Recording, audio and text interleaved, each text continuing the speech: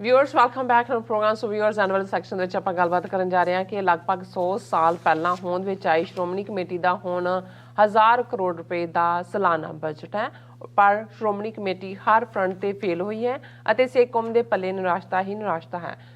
ਸੋ Shiromani committee ਨੇ ਦਰਬਾਰ ਸਾਹਿਬ ਤੋਂ ਸਿੱਧੇ ਕੀਰਤਨ ਦੇ ਰਿਲੇ ਦਾ ਠੇਕਾ ਵੀ ਬਾਦਲਾਂ ਦੇ ਘਰੇਲੂ ਚੈਨਲ PTC ਨੂੰ ਦਿੱਤਾ ਹੋਇਆ ਹੈ। ਸੋ PTC ਅੱਜ ਕੱਲ੍ਹ ਵਿਵਾਦਾਂ ਦੇ ਘੇਰੇ ਵਿੱਚ ਹੈ। ਸੋ ਬਾਦਲਾਂ ਦੇ ਸਾਜੇ ਜਥੇਦਾਰ ਗਿਆਨੀ ਹਰਪ੍ਰੀਤ ਸਿੰਘ ਦਾ ਕਹਿਣਾ ਹੈ ਕਿ ਅਕਾਲ ਤਖਤ ਸਾਹਿਬ ਵੱਲੋਂ ਇੱਕ TV ਚੈਨਲ ਸਥਾਪਿਤ ਕੀਤਾ ਜਾਏਗਾ ਜਿਸ ਰਾਹੀਂ ਦਰਬਾਰ ਸਾਹਿਬ ਦੇ ਕੀਰਤਨ ਦਾ ਪ੍ਰਸਾਰਣ ਹੋਵੇਗਾ। ਸੋ ਇਸ ਬਾਰੇ ਆਪਾਂ ਗੱਲਬਾਤ ਕਰਨ ਜਾ ਰਹੇ ਹਾਂ, ਨਾਲ ਹੀ ਗੁਰਬਾਣੀ ਦੀਆਂ ਵਿਚਾਰਾਂ ਵੀ ਤੁਹਾਡੇ ਨਾਲ ਸਾਂਝੀਆਂ ਕੀਤੀਆਂ ਜਾ ਰਹੀਆਂ। ਸੋ ਅਸੀਂ ਚਾਹਾਂਗੇ ਕਿ ਤੁਸੀਂ ਇਸੇ ਤਰ੍ਹਾਂ ਬਣੇ ਰਹਿਣਾ। ਦੇਖਣ ਸੁਣਨ ਜਾਂ ਲਿਖਣ ਲਈ ਤੁਹਾਡਾ ਸਭ ਦਾ ਬਹੁਤ ਬਹੁਤ ਧੰਨਵਾਦ ਜੀ। ਡਾਕਟਰ ਸਾਹਿਬ ਕੀ ਕਹਿਣਾ ਚਾਹੋਗੇ? ਦੇਖੋ, ਸ਼੍ਰੋਮਣੀ ਗੁਰਦੁਆਰਾ ਪ੍ਰਬੰਧਕ ਕਮੇਟੀ ਲਗਭਗ 100 ਸਾਲ ਪਹਿਲਾਂ 1925 ਦੇ ਵਿੱਚ ਗੁਰਦੁਆਰਾ ਐਕਟ ਰਾਹੀਂ ਹੋਂਦ ਦੇ ਵਿੱਚ ਆਈ। ਇਸ ਨੂੰ ਸਿੱਖਾਂ ਦੀ ਮਿੰਨੀ ਪਾਰਲੀਮੈਂਟ ਵੀ ਕਿਹਾ ਜਾਂਦਾ ਹੈ।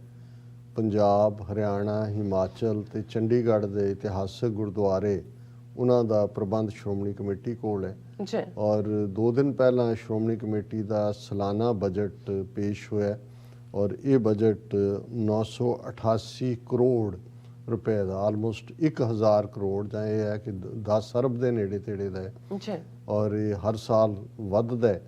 ਔਰ ਇਵੇਂ ਹੀ ਜਿਹੜਾ 2 ਮਿੰਟ ਦੇ ਵਿੱਚ ਉਹ ਗੱਲਬਾਤ ਕਰਕੇ ਉਹ ਪੜ੍ਹ ਦਿੰਦੇ ਨੇ ਤਾਂ ਪਾਸ ਹੋ, ਕੋਈ ਉਹਦੇ 'ਤੇ ਡਿਸਕਸ਼ਨ ਨਹੀਂ ਹੁੰਦੀ, ਕੋਈ ਦੂਸਰਾ ਨਹੀਂ ਹੁੰਦਾ। ਅਸੀਂ ਸ਼੍ਰੋਮਣੀ ਕਮੇਟੀ ਦੀ ਜਿਹੜੀ ਕਾਰਗੁਜ਼ਾਰੀ ਹੈ ਉਸ ਦੇ ਉੱਤੇ ਅਕਸਰ ਗੱਲ ਕਰਦੇ।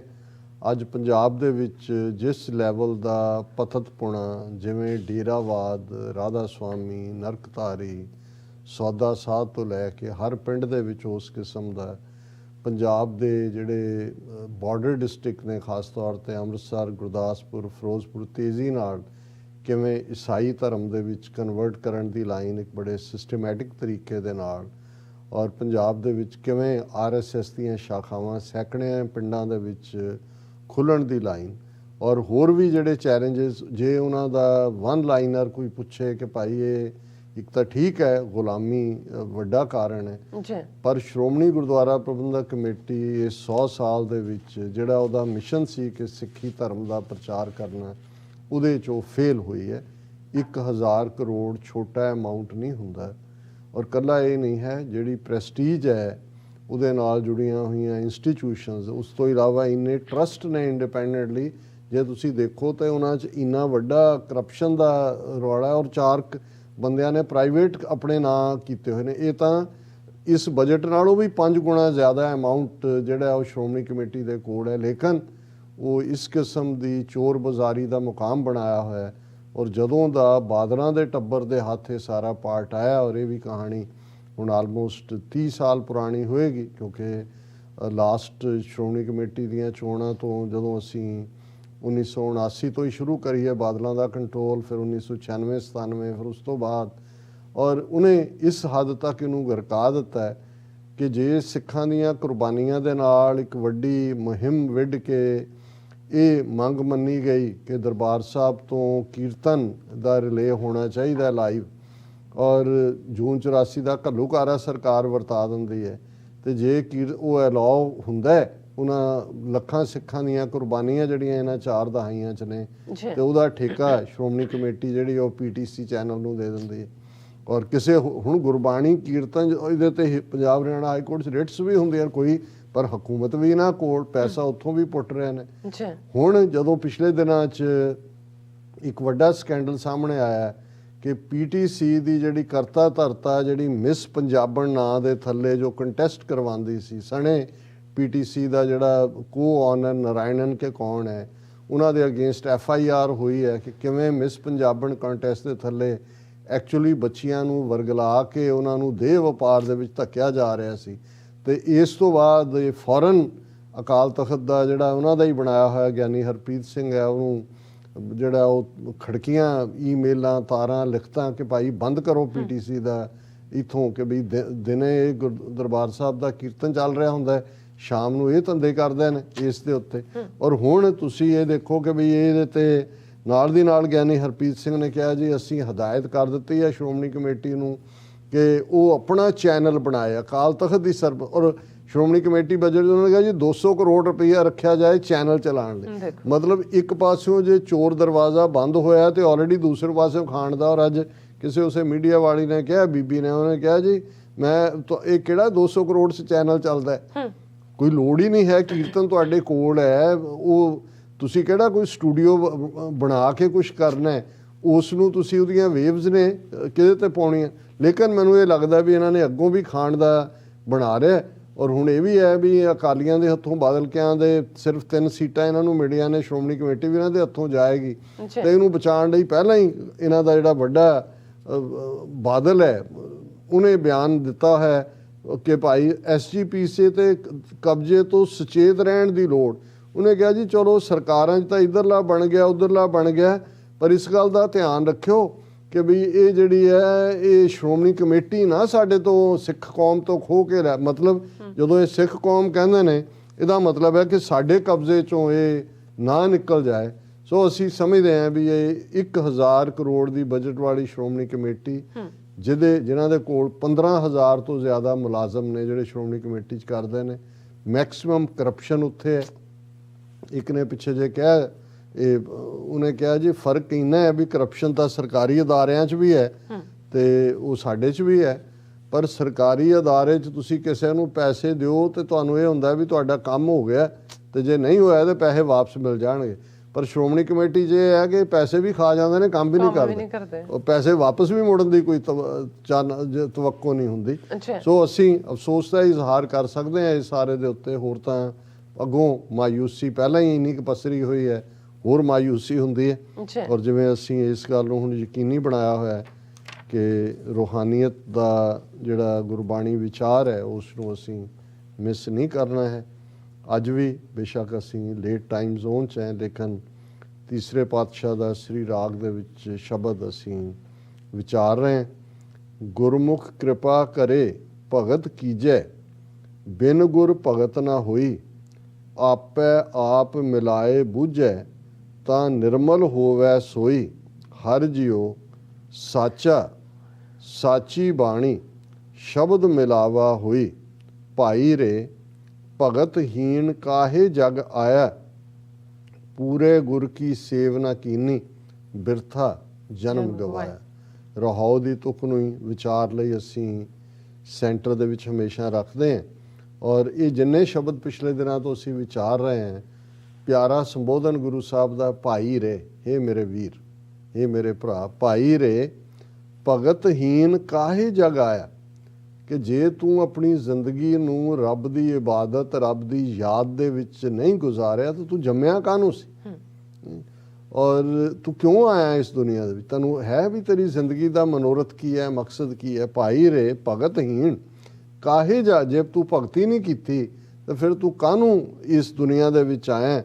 ਪੂਰੇ ਗੁਰ ਕੀ ਸੇਵ ਨਾ ਕੀਨੀ, ਬਿਰਥਾ ਜਨਮ ਗਵਾਇਆ।